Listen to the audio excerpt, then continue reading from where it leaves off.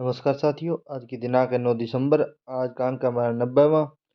राष्ट्रीय और अंतर्राष्ट्रीय घटनाक्रम में हमारी ये क्लास रहेगी। सबसे पहला तो एम्स के सर्वर पर हमला हुआ था हाल ही में। तो कौन से एम्स के सर्वर पर हमला हुआ है? तो दिल्ली के एम्स अखिल भारतीय आयुर्विज्ञान संस्थान है दिल्ली, जिसके सर्वर पर क्या हुआ था? हमला हुआ था।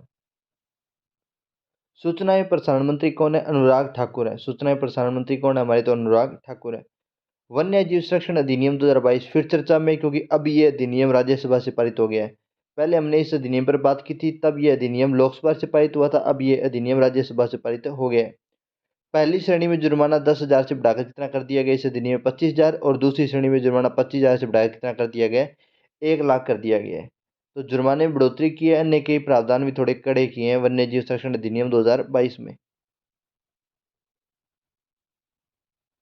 डेडिकेटेड फ्रेट कॉरिडोर मोस्टली क्या होता है कि माल ढुलाई करने के लिए और अन्य जो सामान वगैरह की आवाजाही को सुनिश्चित करने के लिए सरकार डेडिकेटेड फ्रेट कॉरिडोर बनाती है।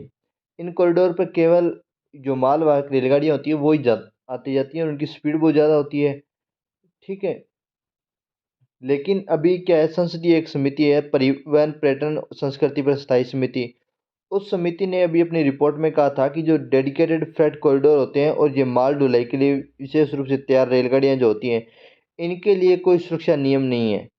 तो इसलिए इनके लिए सुरक्षा नियम बनाए जाने चाहिए, क्योंकि पिछले दिनों ऐसी डेडिकेटेड फ्रेट कॉरिडोर से संबंधित 2-3 गाड़ियों के एक्सीडेंट वगैरह हुए थे, जिनमें बहुत बड़ा नुकसान हुआ था। डेडिकेटेड फ्रेट कॉरिडोर में एक स्पेशल ट्रेनें भी चलती हैं, सुपर फास्ट जो ट्रेन होती हैं, जो पैसेंजर ट्रेन वगैरह होती हैं, वो भी इस कॉरिडोर पर चलती हैं। जैसे वंदे भारत ट्रेन है, वो तो इसी कॉरिडोर पर चलती है, ध्यान रखिएगा। और dedicated freight corridor corporation of India जो संस्थान है, वो इस पर संचालन करता है। केंद्रीय जल शक्ति मंत्री श्री गजेंद्र सिंह शेखावत टीआरएस से बीआरएस। टीआरएस का नाम अब क्या रखा जाएगा? बीआरएस रखा जाएगा।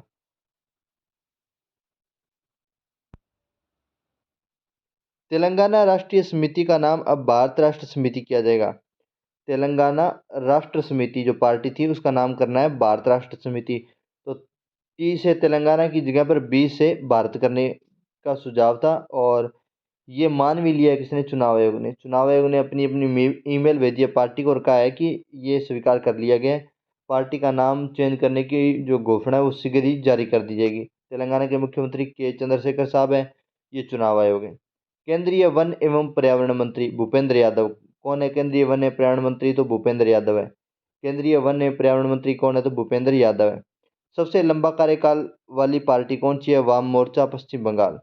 सबसे लंबे कार्यकाल वाली पार्टी कौन है? तो वाम मोर्चा पार्टी है, पश्चिम बंगाल की पार्टी है। 1977 से 2011 तक लगातार 34 साल तक चुनाव में विजयी रही थी। कौन सी पार्टी? वाम मोर्चा पार्टी। कहाँ? पश्चिम बंगाल। ध्यान रखिएगा, 2006 के इलेक्शन को जीती थी। 2011 में तो वो हार गई थी, लेकिन 2011 तक इन्होंने लगातार शासन किया था। बीजेपी ने 1995 से 2022 तक लगातार जीत दर्ज करती आ रही है। लेकिन और ध्यान रखिएगा, अक्टूबर 2001 में, ये 11 गलत लिखा गया, अक्टूबर 2001 में नरेंद्र मोदी को मुख्यमंत्री बनाया गया केशुभाई पटेल के स्थान पर। कहाँ? गुजरात में। ध्यान रखिएगा। आम आदमी पार्टी, आपको अब राष्ट्रीय पार्टी का दर्जा मिलेगा। अगर आपसे पूछा जाए कि हाल ही में किस पार्टी को राष्ट्रीय पार्टी का दर्जा दिया गया, तो आम आदमी पार्टी को दिया गया है। चुनाव आयोग से घोषणा भी होना बाकी है, लेकिन इन्हें दर्जा मिल जाएगा। आर्टान पासपोर्ट रैंकिंग 2022 यूएई के नागरिकों को वीजा को सबसे मजबूत माना है। हालांकि एक अन्य रैंकिंग जारी हुई थी पासपोर्ट, उसमें जापान को सबसे मजबूत, जापान का जो वीजा था उसको सबसे मजबूत माना गया था। और इसमें किसको माना गया? तो यूएई के वीजे को माना गया सबसे मजबूत। सबसे खराब अफगानिस्तान, सीरिया, इराक, पाकिस्तान। रूस एवं अमेरिका में कैदियों की अदला बदली हुई है अभी। अच्छी खबर है वैसे तो, क्योंकि रूस और अमेरिका में तनातनी चल रही थी, बैकग्राउंड में बातें भी हो ही रही है, तभी तो समझौता हुआ है अदला बदली का। अमेरिकी बास्केटबॉल प्लेयर ब्रिटनी ग्रीनर को रूस ने रिहा किया। था क्या कि इनके पास कुछ मादक पदार्थ मिले थे। मसला ये था कि जो मादक पदार्थ इनके पास मिले थे, वो मादक पदार्थ है रूस में प्रतिबंधित थे, लेकिन अमेरिका में प्रतिबंधित नहीं थे। तो इसलिए वो उनको ग्रहण करती थी, लेकिन वो अमेरिका में प्रतिबंधित नहीं थे। लेकिन वो जब रूस की टेरिटरी में गई तो वहाँ वो प्रतिबंधित थे और उनको गिरफ्तार कर लिया गया। लगभग 8 महीने तक जेल में रही हैं।